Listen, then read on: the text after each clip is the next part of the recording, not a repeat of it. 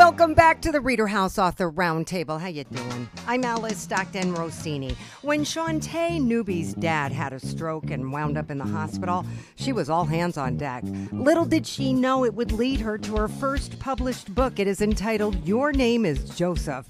Welcome, Shaunte. Now, this all began with a journal, correct? Well, at first it started, it's funny, it's like at first it started off as medical notes and things for me to remember. And then it turned into, maybe I should start documenting how these days are going, because I would notice patterns and routines and, different medications and how they would greet him. And I was like, this is pretty interesting. And I wonder if he will remember all of this. So it started off as something really for him, for me. And then it started to grow into, this is actually pretty interesting. You were at a bridal shower or something, and you started getting messages.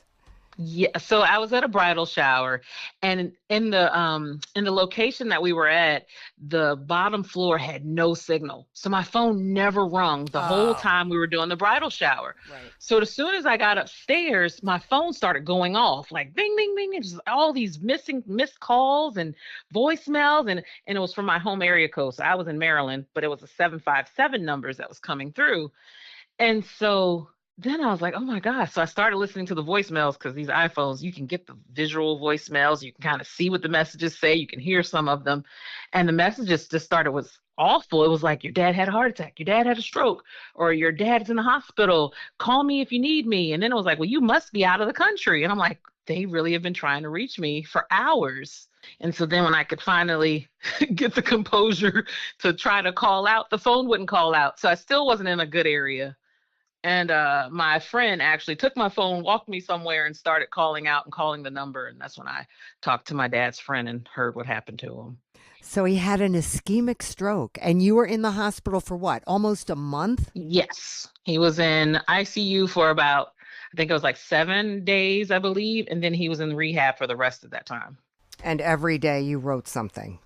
Every day I would jot down bullets of things that happened, because some of it was pretty entertaining, right? Like there was there was one day where this guy came in, and it was like several people that had strokes themselves, and the conversations were all over the place. And this one guy, he kept repeating himself and asking me the same question over and over and over again. And I was just like, this is hilarious. And I would just repeat the answer back to him. He's like, hey, did you see such and such? And I'm like, no, I haven't seen them. And then like a minute or two later, he'd ask me again. I was like, this is funny. And then the other times was just like my dad and how he would process certain things. And I mean, oh man, just the way the morning would start, right? They walk in asking him, hey, what's your name? What's today's date? And, I put up this little calendar thing on the wall with all these note cards of the answers. And so he would look at me in a panic, and I point over to the wall, and he'd start answering Joseph Newby. And he would answer, my birthday is October 6th. And he would just go through all the answers. And I realized it wasn't that he didn't know the answers. I think it was just that he couldn't process what he was hearing immediately. So. And then couldn't form the response. Couldn't form the response quickly. Right. Right. Is he okay?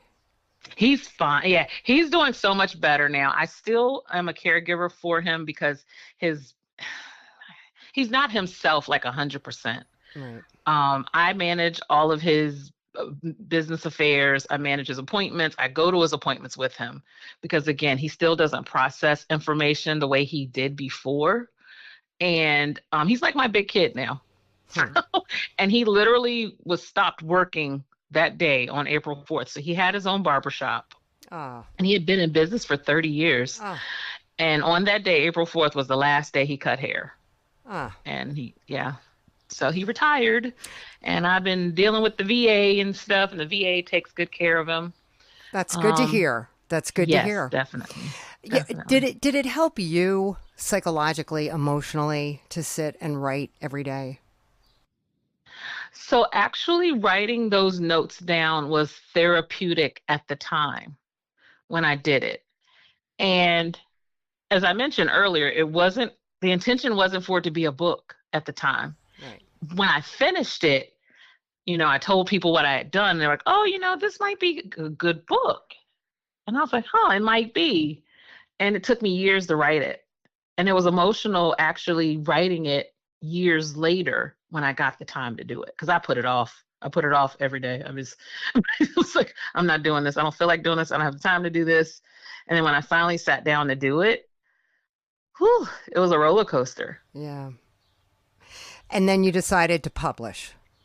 I decided to publish it. Yes, decided to put it out there because one of the things that I realized too is in my notes, it was lessons learned, right? Like I had been thrown in this situation and I was like, okay, what am I supposed to do? I got this grown man who has a business, he has all these things going on for him, and I have to take over everything.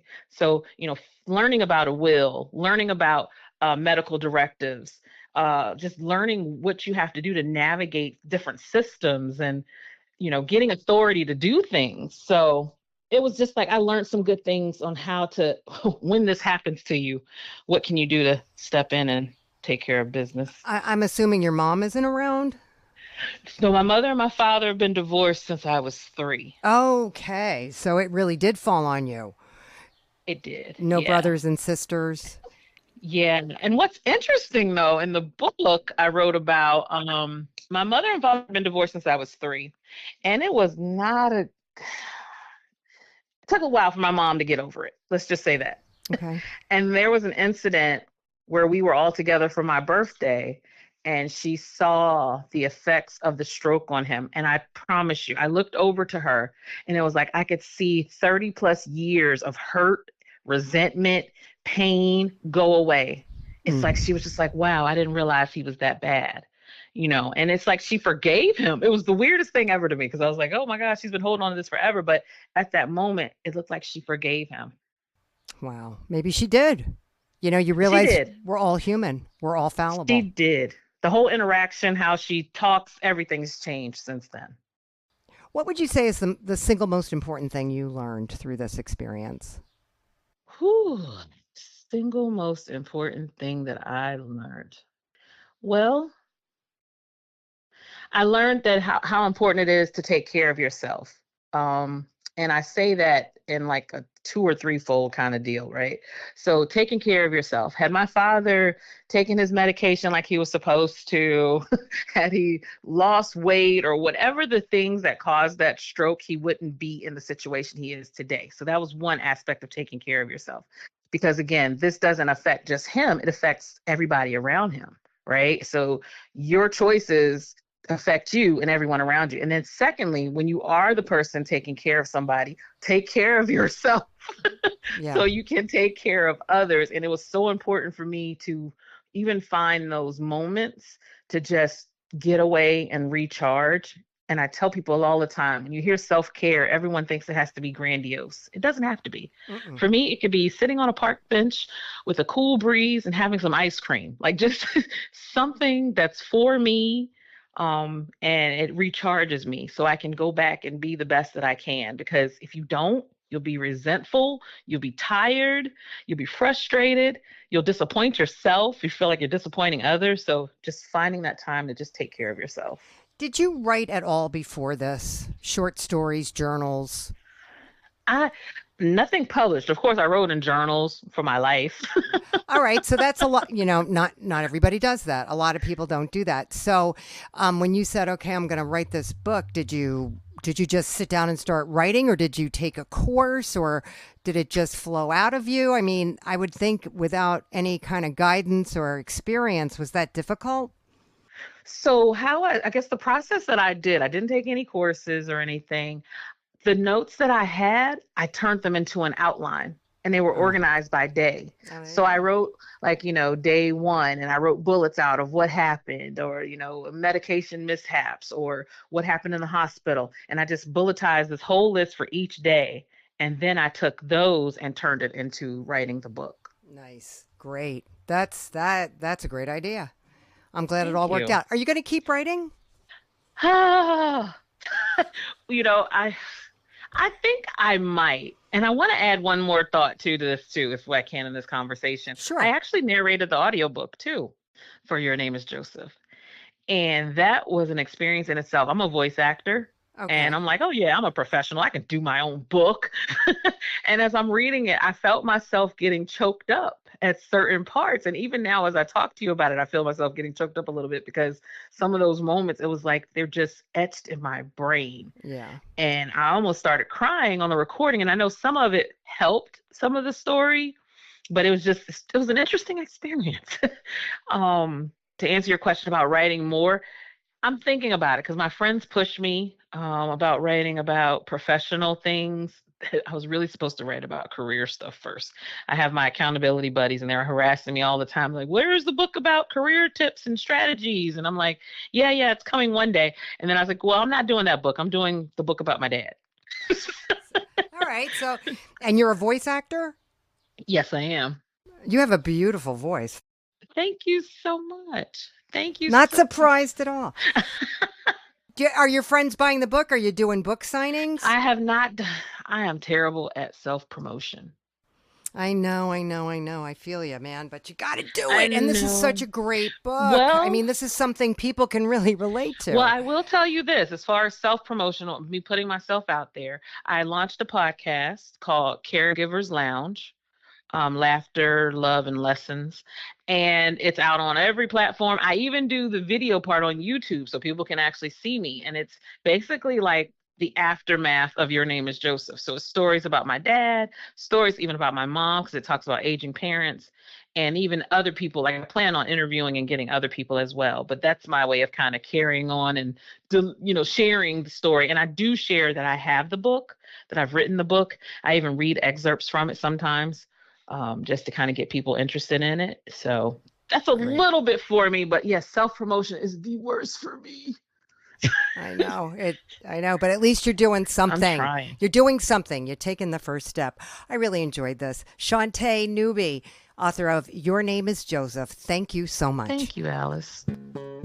Does God's Property ring a bell? It was a very successful gospel choir back in the 90s. It won a number of awards, including a 1997 Grammy for Best Gospel Choir or Chorus Album, driven by the hit song Stop.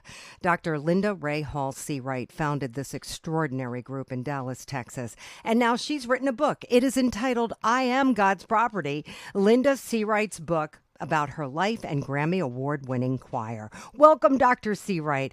Now, I'm reading your synopsis, and it says the group is the catalyst of the birth of a movement that impacted change throughout the music industry. I'm talking about we've been told that we were kind of like the beginning of hip hop gospel style. And my young people actually were hip hop gospel artists. I talk about in the book how they were, most of them, the original members of God's Property were actually students at the Performing Arts School in Dallas, which it's known nationwide, especially back in that day.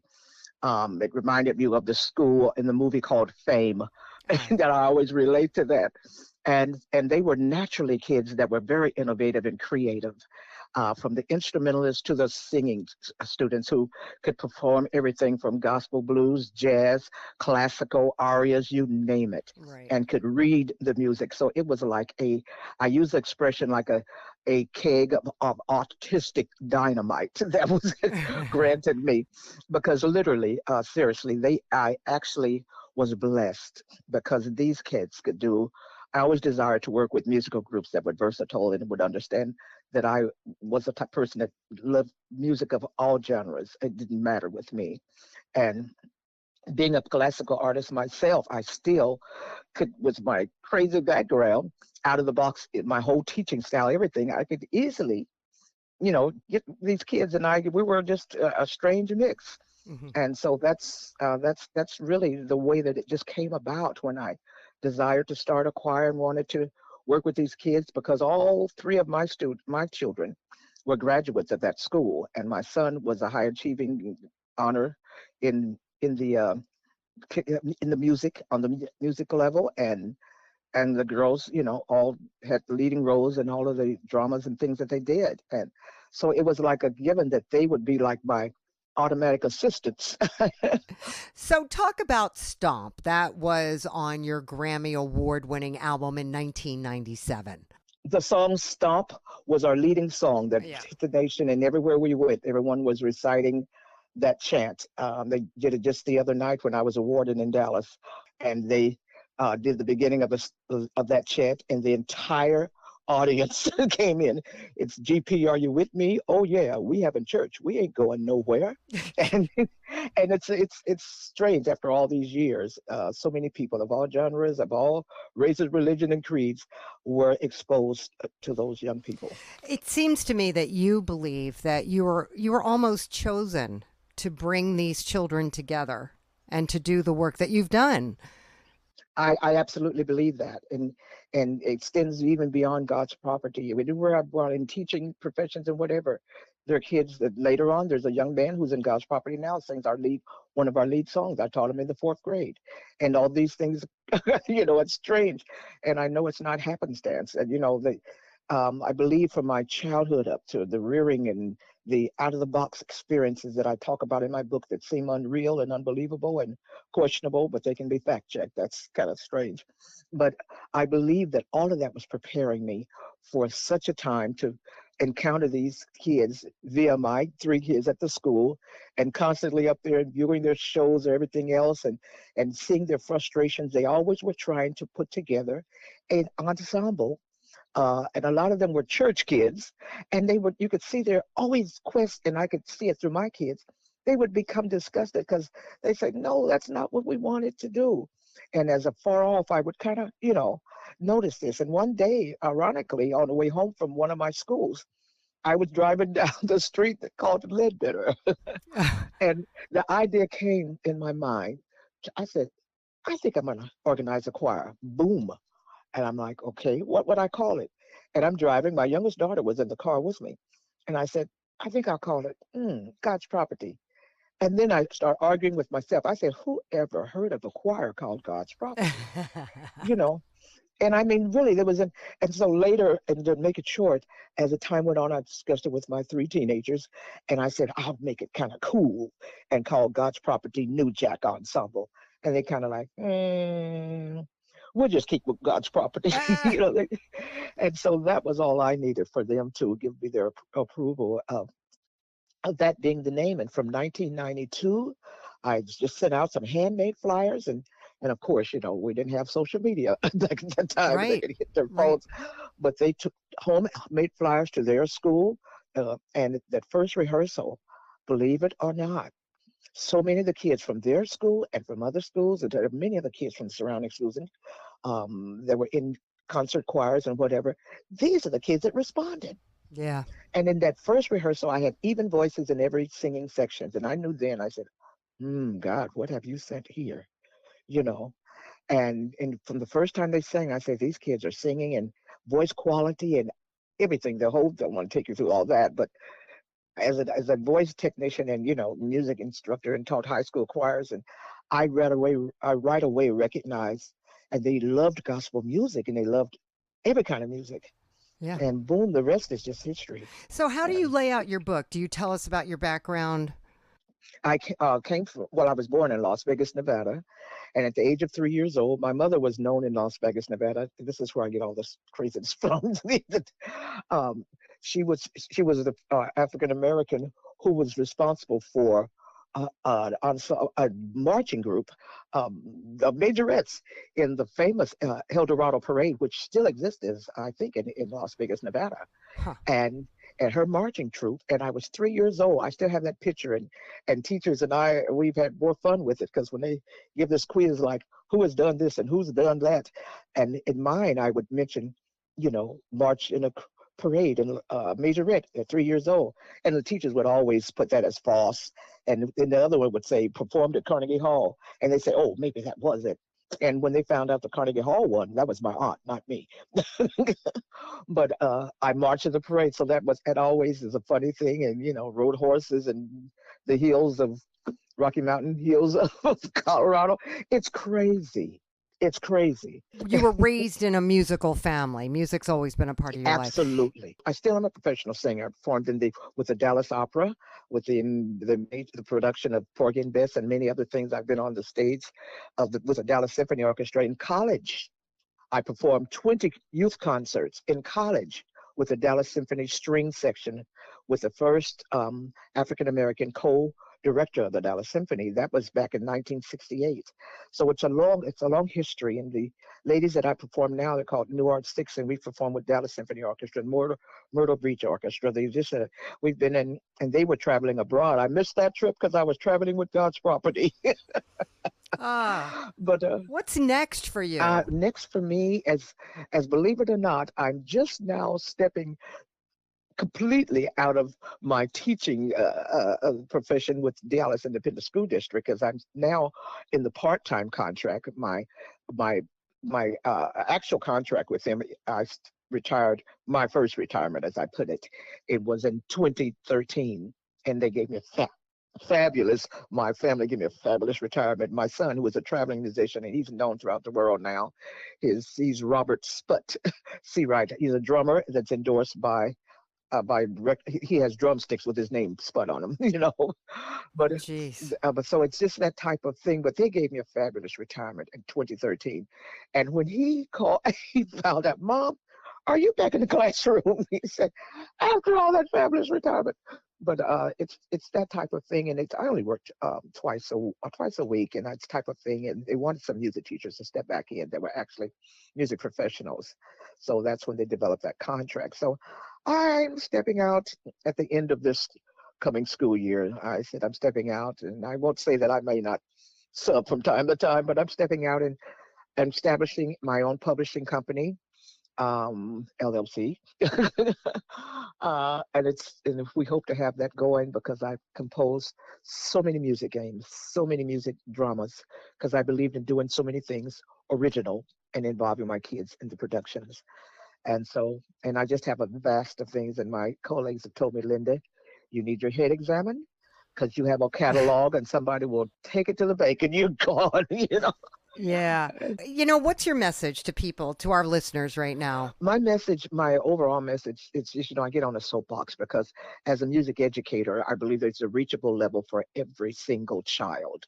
We are obligated to find that level, and when we get there, we enter into their artistic self, and we do whatever we can in any genre to cultivate. And my message is that I don't care where that can be, in a church setting, in a hallway, at a drinking fountain, and walking down the street, or in a store. My message is, if you have the ability to touch the lives of kids, and you have an opportunity to do that, I believe that we have to answer to a greater being for not doing. So my message is to make a difference, in whatever we have that we can use to make a difference, and especially in the lives of kids that see so little to encourage them in this day and time, and their arts, and to push and drive them, to their academics, which will be their saving grace in a lot of situations, in their finances.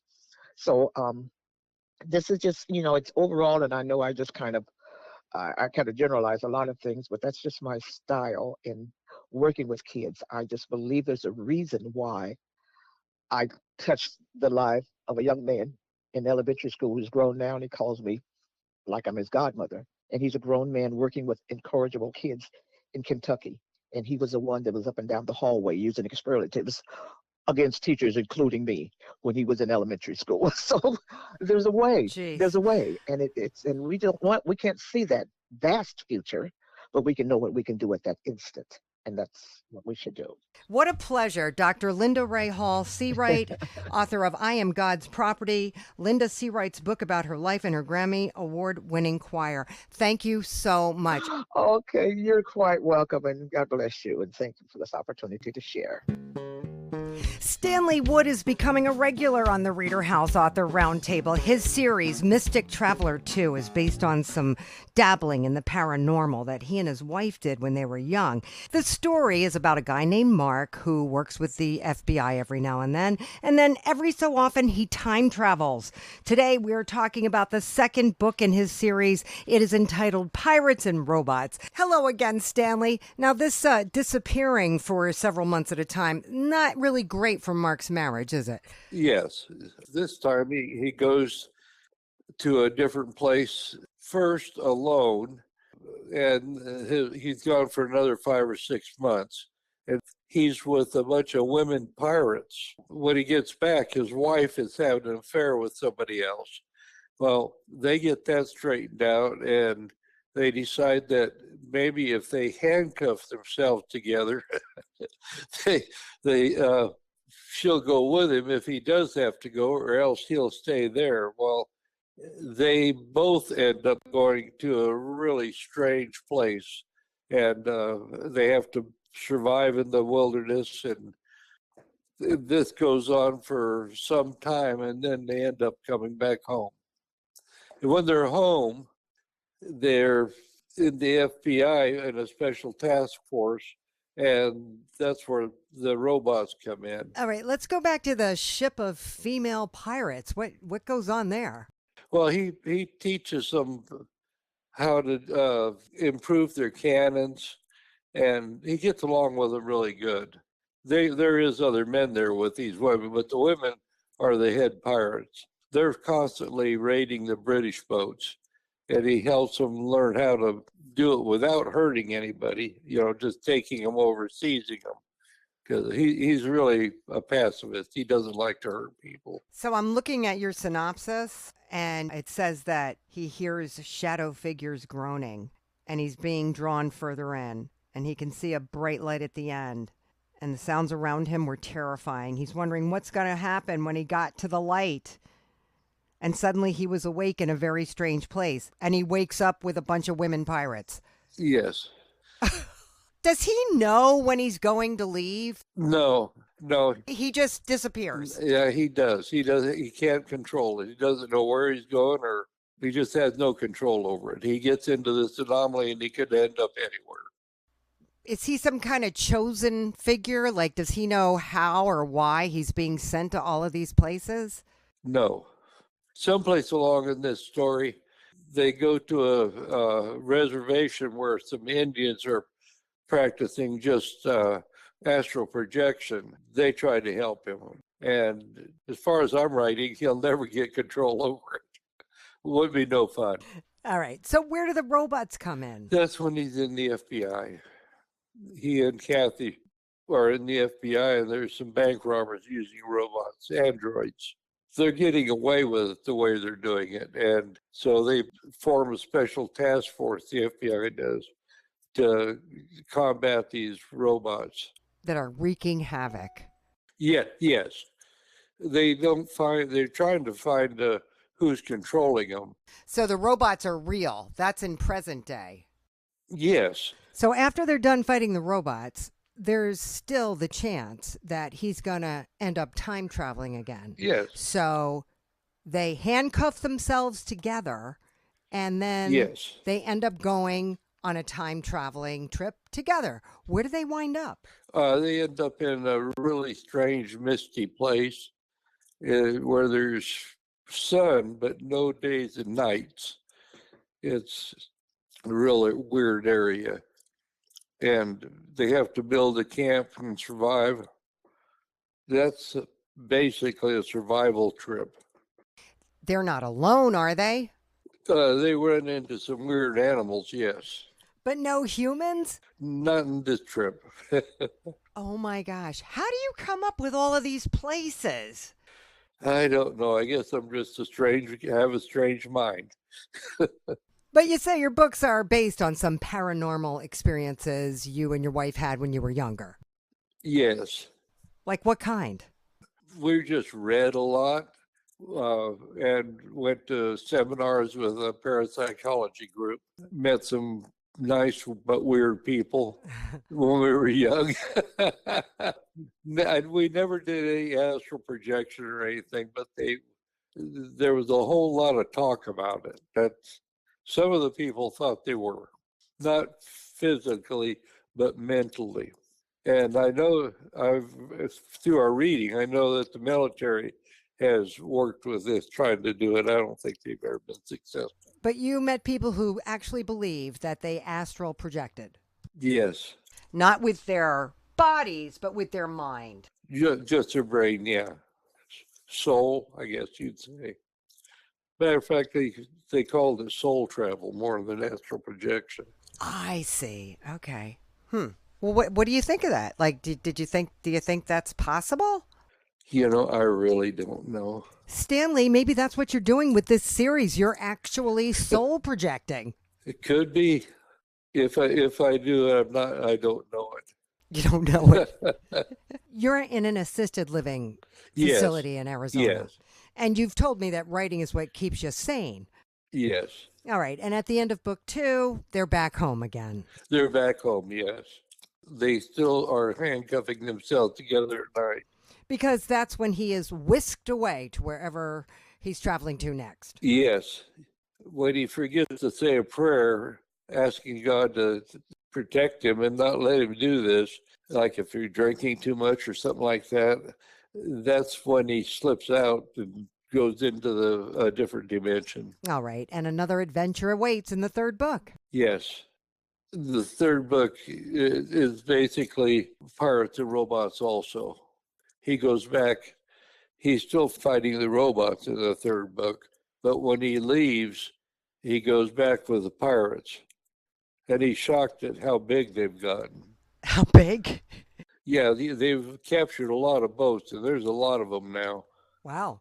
Sounds like he likes being a pirate. Yes, he does. Now, is his wife with him this time around? No. Oh, so the handcuffing doesn't work every time. No. Why? They were out partying, and that night they forgot to do it. So he just slips off again. Ah, geez. So the moral of the story is don't forget to go to bed handcuffed to your partner if you're prone to time traveling. Yes. Yes. Stanley, it's such a pleasure to talk to you 2 weeks in a row. Yes. I got you done. I'm going to have a cup of coffee and sit in my easy chair. Maybe think about a 4th book. Okay. I think that would be a great idea. Stanley Wood, author of Pirates and Robots. Thanks again. Thank you, Alice. You have a great day. Let's talk about a great project for parents and kids. Mike Brennan wrote a book with his son, Declan, entitled World Records of the Stuffed Animal Kingdom, and they make it really easy for readers to be a part of their book. Welcome, Mike. Give us the backstory here. This book was written by Declan for his younger brother when Declan was about 11 years old. And it was at that time where Declan was kind of, stopping. He wasn't playing with stuffed animals anymore. His younger brother was. They had played together for a long time. And Declan basically wrote a book with some of the stories that they had told each other about their stuffies over the years. So his first version of this was a hand-drawn book featuring some of his stuffed animals. We took it and decided that we got some really good feedback about it from a person who bound it for us and laminated it for us. She said that she had read it cover to cover and shared it with all of her coworkers. They all loved it. And so we decided maybe we should make this into, a more commercial book. So we spent the last few years doing that. And now the book has changed format a bit. It still contains stories about, fantastical stories about stuffed animals, but it also invites the reader to co-author the book by giving them space to draw their own stuffed animals and giving them space to tell stories about their own stuffed animals. It gives instructional kind of panel by panel description of how to draw each particular stuffed animal. So there's something like 40 or so instructional panel drawings. It also contains information about the stuffed animals in real life. So there's a paragraph with all the fun facts about every single type of animal in the book. And it also contains dad jokes about each type of animal. So it's a nice composite of a lot of different kinds of information. Each stuffed animal gets kind of a 2-page spread with a picture of the stuffed animal and information about that particular animal's world record, whether it be the oldest or the fastest or the furthest distance drawn, furthest distance gone on your belly, most entrepreneurial, most useful teeth, all kinds of crazy stuff. So, got a favorite? I think I like Monk the best, which is my younger son's oldest stuffy, and he gets the best intentioned stuffy. He's a spider monkey. He means well. He's got magical healing powers. And when his fellow stuffies are sick or injured, they go to Monk Monk to be healed. But unfortunately, every time he cures someone's ailment, he bakes in some kind of enchanting mishap. So when he cured the whooping cough of a whooping crane, he transformed the crane's whooping sound into the sound of a chicken. So lots of little things like this. So yeah. What's the age that you're targeting? I think 5 to 9 is about best. Kids that are, creative, they love their stuffed animals. They see their stuffed animals very much as living, breathing creatures. We think that that's the right age. This looks like it would be a great activity in a reading program, a kindergarten class. Are you taking it where you can share it with other kids? Yeah, we're trying to get our full marketing plan together and get it going. So looking forward to speaking with Fulton's group, including yourself, about how best to do that.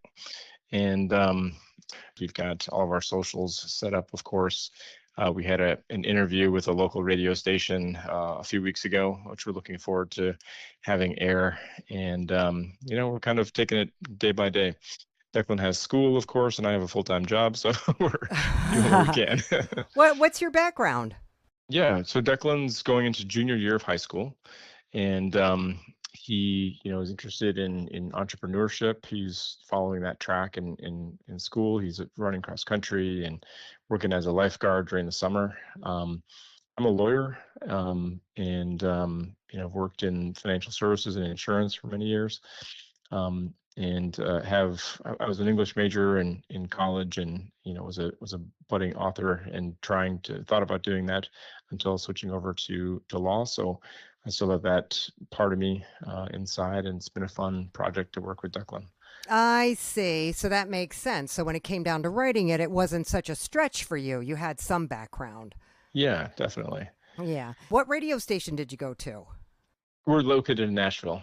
So 92.9, and there's a couple other sister programs that they also broadcast with. So I think the segment will air on all 3 websites, and then it'll go on like a Sunday morning live on 92.9. Did you just reach out to them? Just reached out of the blue. Yep. And just been going kind of, station to station and TV station to TV station. So it was a 30-minute segment. And so I'm really looking forward to seeing it. I think we can get some good lift from it. And we're kind of paused on reaching out to other stations and TV until we get that kind of published. And then hopefully that gives us some more credibility. Yeah, it sounds like a plan, because people are going to love seeing these stuffed animals and, Yep. Their uniqueness to, whoever's sharing them. It's also great that you've created a place in your book for everyone to share their favorite stuffies. Now, How are you going to keep a tab? How do kids or people share their favorite stuffies with you? Yeah, we would love it if they would post their world records on our Facebook page and share those world records with the world. We're on Instagram. We also have a website, but Facebook and Insta is probably the best way to go to share their stories back to us. We'd love to hear it. That's great. How do we find you? StuffyWorldRecords.com. Okay. StuffyWorldRecords.com it is. Thank you so much, Mike Brennan, father of Declan, co-authors of World Records of the Stuffed Animal Kingdom. That's right. Yeah, thank you. Dr. Lisa and Dr. Martha are mother and daughter, and they also co-authored a book. It is entitled My Mindful Moment at the Beach. Now, Dr. Lisa, you're a school psychologist in Colorado. Dr. Martha, you're a licensed psychologist working with patients undergoing extreme stress, but right now you're on hiatus and writing books with your daughter. Fits into my life. Well, that's a big plus, right? It sure is. And I guess you see the need for more mindful moments. The name of your book, My Mindful Moment. What exactly is it about? Like, how do you lay it out? So it's a mindfulness experience. Each story is its own story. The books are a part of a series, and so each one is its own separate mindful moment where the book is written in the first person. And so instead of giving someone a list of things to do to practice mindfulness, like a recipe, or having them read about a story from a third person perspective about a character going through it, we wanted to create an opportunity for people to practice mindfulness literally while reading the story. So as you read, you are practicing mindfulness at the same time by reading. So the book we're talking about right now, it's about a person who goes to the beach and they decide to have a mindful moment, and then it literally is walking through what they are doing in their thought process and in their actions to have this mindful moment at the beach, and describing their experience as they're having it. So an example would be the person is in the water already. They're standing in it with their feet. And they say, I stop and take a nice, slow, deep breath. I breathe in calm white mist, filling me from tip to toe. I breathe out slowly, letting my body relax and soak up the warmth of the sun. I feel refreshed. I take it with me. And so that's actually where it ends. That's really nice. So that sounds almost meditative. I guess that's what a mindful moment is, isn't it? Yeah. It really brings you into the moment and every aspect of the moment in every possible sense of your senses, literally. So this is going to be a series of short books that you can take with you when you really need a mindful moment. How many do you think you'll write? I'm not we don't have a cap on the number of books that we're going to do. The one coming out next is my mindful moment with my pet. Okay. And so that will be the next one in the series. We've already written one about my mindful moment in the grass. We want them to be places that people can relate to and that most people can access, because otherwise it's not as relatable and it's not something that people would be able to generalize as much. So what's your plan for this book, this series moving forward? This is Dr. Martha. The idea is that in my practice, walking around the hospital, seeing patients, I need something it's portable, it's easy. Not everybody, when you say, hey, let's have a mindful moment, are open to a mindful moment, but almost everybody's open to letting me read a story or having them read a story and use it. Our focus was really on children, because children, we feel like if we can get kids to learn this early, they'll take this with them through their lifetime. And if you teach them that they can, and they can use it every day and everywhere, then that's a real helpful thing. So from my experience, and I think from Lisa's, what we find is that anywhere, anytime, anyone can use this method, and it takes very little time. But if you do that throughout the day, let's say you're having a very stressful day, and you just say, okay, I need a moment, you find your focus, whatever it is, and you just go through the steps of breathing and seeing what it is and feeling it and experiencing it, and you do that for 2 minutes, you can walk away feeling so much better and more grounded. And that just makes everyone around you, yourself, go through whatever it is you're trying to accomplish. You know where I need a mindful moment? It's when I'm in the car with my husband and somebody cuts him off. So we live in, North Jersey. It's terrible. It's terrible. The driving's terrible. They hang it. It's constant. They hang out in the left lane. You can't pass. They just drive stupid. I mean, my husband thinks he's a cop. I'm like, he gets so from 0 to 60. He gets so angry. He needs a mindful moment. Now, how do you, in a situation like that where you're in traffic, you're in a hospital, like you said, where you're in a very stressful situation, how do you find that? It's like you have to pull yourself out of it. This is now an Audible as a book, so it's being read to you. And the way you pull out of it is you tell yourself, you make a decision, I'm going to have a mindful moment. And it's not at the honking cars. It's not at the traffic around you. It's being present within your body. And then you're in your mind, everywhere but on that traffic. It doesn't mean you have to stop paying attention to traffic, by the way. It just means you're not focusing on that as your mindful moment. You're taking a nice, slow, deep breath. You're letting that breath out, and you start focusing on the one thing that makes you feel like it's great. Yes. So you're driving through Jersey, right? And you have trees everywhere. You have green and beauty.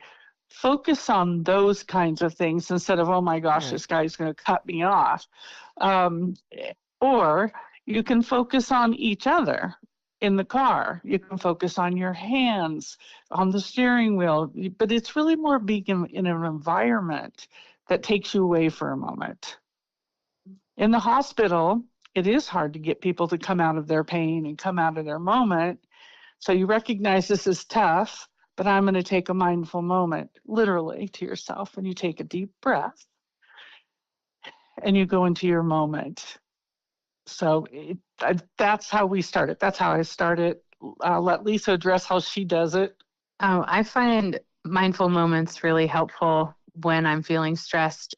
Like you were saying, if there is an opportunity to sit aside, there isn't always that opportunity. And so where I also love mindfulness is that it can be moving meditation.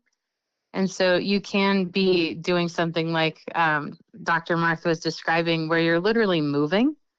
And even during that movement, you can be focusing on the movement itself. And that can be what you're paying attention to. It's really about bringing your attention to the present in a way that you're continually refocusing it on the one thing you're deciding to focus on. And then by doing that, you're training your mind to come back to that point over and over again. And so you're retraining your ability to attend, you're retraining your ability to calm your autonomic nervous system. And so that also brings down all of those heightened feelings that we get when we're in that fight or flight space in our mind, like when we want to just scream at someone. Yeah, so that's where similar thing in traffic. I'd probably take some deep breaths, start paying attention to like my hands or something that I have control over, because I can't control what they're doing. So I would do that.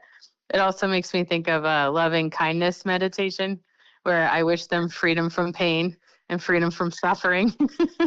Like making me suffer by being on the road like that? Yeah. I'm wishing you freedom from pain and freedom from suffering. And by doing that, I'm actually making myself feel better.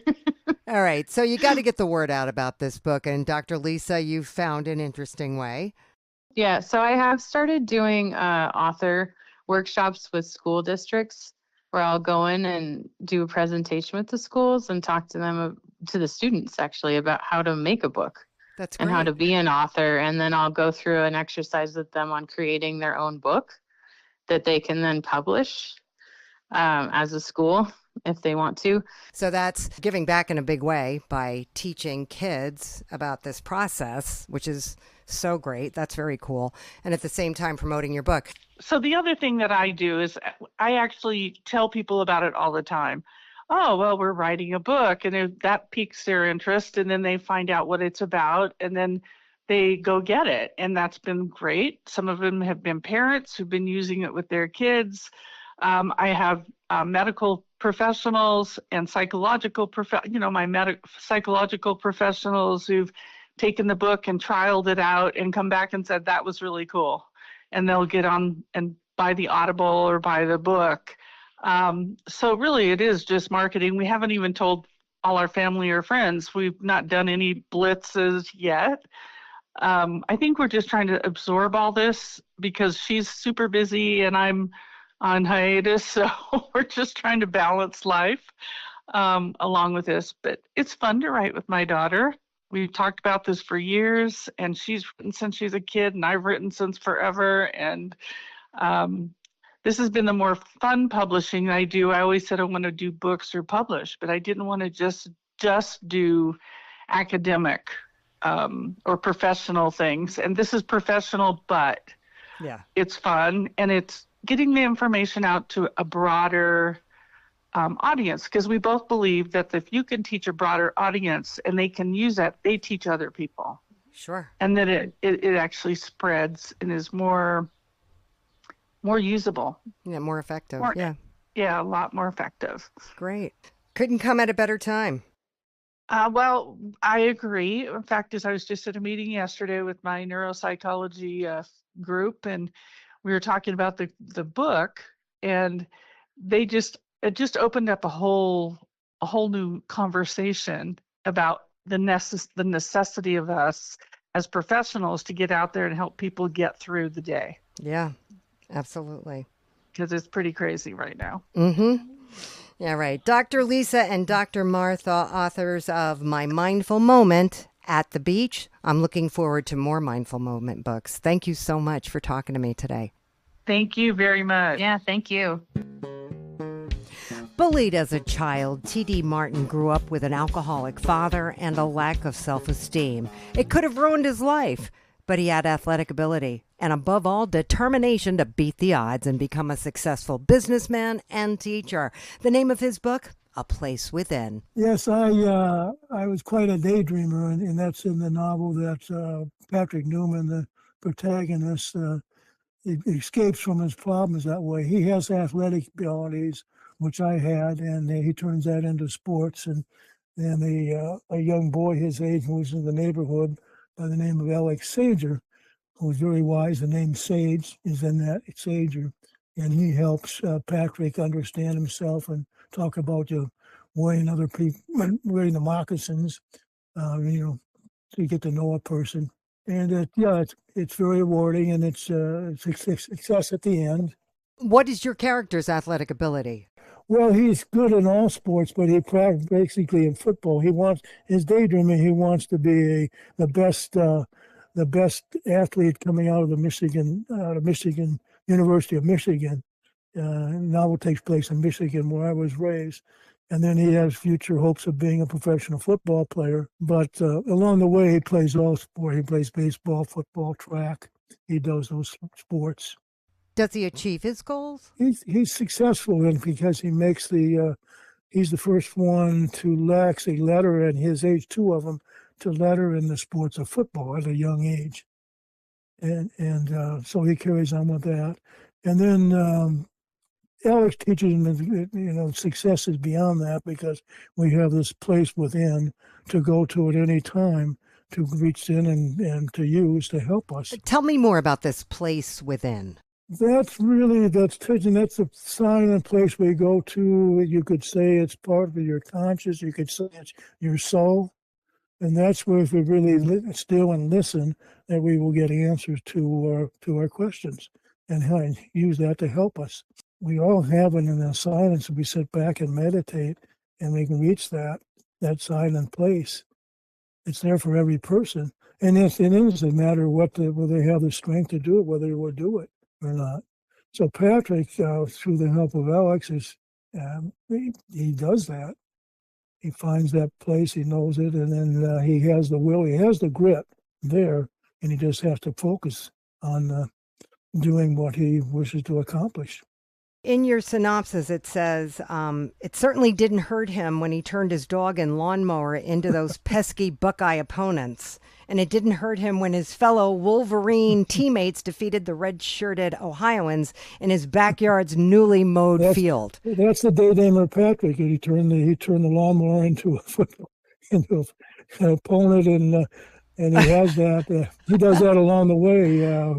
Along the way, he eventually overcomes the bully that he's had ever since childhood, and he has a daydream about him, where a place just crashes, and the Martians come out and they find this red-headed boy who's the bully, and they put him in a spot, and he gets even with his antagonist, whose name is Russell Smear. What they finally do, the confrontation, is that on the school bus, his friend Alex distracts Russell, and Patrick goes and puts an open-faced peanut butter and jelly sandwich on the seat. And when when Russell sits back down, he squishes on that. And and then he's humiliated. And the other kids who've always afraid of this big boy, break out in laughter. So there's a lot of humor in there. It's a lot of humor. And so we're hoping this will go out and reach people. I have a sequel called it. It's Again with Then, and it's when Patrick's a couple years older and other things he has to face in life. And he's still the daydreamer, but he's taught to use those dreams constructively to bring about his noble dreams and ambitions. What a beautiful story. Thank you. I've written 6 novels, and of course this is the first one to go out, but I have others out there to deal with, be of help, and still tell more of my story. I'm looking forward to that. Timothy T.D. Martin, author of A Place Called Home. Thanks so much. It's okay, Alice. Thanks for talking to me. Arika Horner started writing part of her book about 10 years ago when she was in high school. And now she's finally reached her goal of publishing Love's Snare, Stolen Identity. So where did this all begin? I was in, I think it was my senior year, in one of my classes. And I was just sitting there and I kind of just wrote that little part. And then later on, I just decided to expand on it. Okay, so we have Saffron, a princess who lost her husband on her wedding day. What happened? She's in her chamber getting dressed for her wedding with her lady in waiting. And then they kind of have a little conversation about missing each other. And she kind of so while she's getting dressed, she reflects on what she looks like. And then she kind of has this internal mind conversation with her fiance, with saying these vows, and then they end up going to the altar where they get married, and then they leave to go to the reception for a ballroom, and that's when the castle's attacked before she can get all the way there. And her fiance finds her, tells her her parents are gone, so then tells her and her lady in waiting where to escape, and they kind of make their way out to their horses and ride off, and he gets killed as they ride off. So now she has 12 days to find the sword of Ludwig that will set her free. She's got a lady in waiting that she really shouldn't trust. What's up with the lady in waiting? Her maid in waiting is an evil sorceress, and who sets this curse on this. So it's like a whole mix of fantasy and magic in that. And her maid's mother was an evil sorceress, sets this curse on these vampires, and her mother are trying to take over. And so she kind of switches places in the mind with the princess, but princess doesn't know it, thinks she's just her loyal lady in waiting. In order to break this curse, her and the princess have to find the sword, as well as these vampires are trying to find it too, but they weren't originally vampires. They were cursed by the sorceress to become that way, and finding that sword will help break that curse. Did you read a lot of fantasy as a kid? That was my favorite genre. I like a lot of genres, yeah. But that's my favorite. Anybody in particular you enjoyed reading? I liked the Twilight when it first came out, the Harry Potter. Did any of that inspire the story? Maybe the magic part with the Harry Potter. I liked all the magic in Harry Potter. I don't know, I just think of something and it comes, but with that one, because I had that little part from high school, I kind of just took a poster board and kind of storyboarded, made this map, with little sketches and some each blocks for what I wanted to happen next. So that way, when I just sat down and wrote from where I left off in high school, I had a map to follow. I like drawing too, so I kind of put some little pictures in there, just like a poster board with markers. Do you wrap this all up in one book? No, what I want this to be is a series. How many? Probably 3 or 4, depending on how. I don't really like putting a limit on stories because you never know where you might want to take it next. So Have you started on the second one yet? Just a little bit, a couple of pages here and there. I know I want to name it Solstice Moon because of how this one ends. So You enjoy it, don't you? yeah, writing is it's calming to me. I like being able to go to other worlds. Like you can create another world in your mind. To get away from the one you're living in, right? Yeah, just kind of like a break. You can kind of like, if you were in a time machine and you wanted to go see a point in history and have a break and then come back. Yeah, I know what you mean. Arika Horner, author of Love's Snare, Stolen Identity. Thanks so much for talking to me. Okay, thank you. I appreciate you talking to me. We hope you enjoyed this edition of the Reader House Author Roundtable, where authors from all walks of life come together to discuss the trials, tribulations, and triumphs of publishing their books. I'm Alice Stockton Rossini. We hope to see you back here every Saturday night at 8 o'clock, or listen to our podcast anytime on Spotify, Apple Podcasts, Stitcher, TuneIn, and PodServe, just to name a few. The Author Roundtable is sponsored by ReaderHouse Online Bookstore, where independent new authors come first.